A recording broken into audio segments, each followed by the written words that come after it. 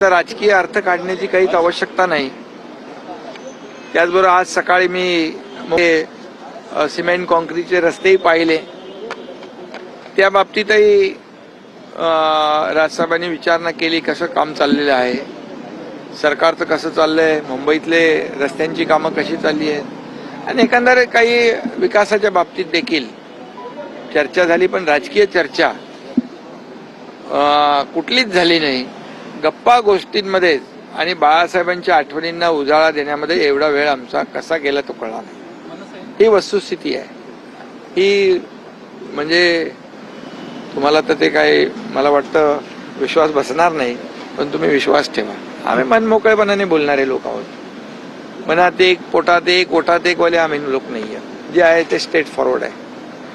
आणि म्हणून त्या काळामध्ये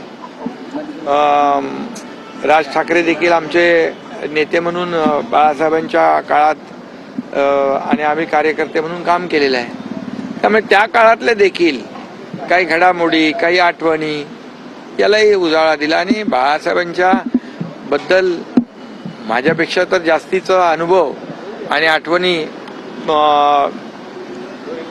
राजसाहेबांकडेच आहेत आणि त्याचाही त्यांनी खूप मोठ्या प्रमाणावर चर्चेमध्ये शेअर झालं, आदान प्रदान झालं, विचार गप्पा गोष्टी झाल्या आणि त्यामुळे मला वाटतं खूप चांगली भेट झाली, सदिच्छा भेट झाली, चर्चाही झाली आणि मला वाटतं यामध्ये कुठलाही राजकीय अर्थ काढण्याची आवश्यकता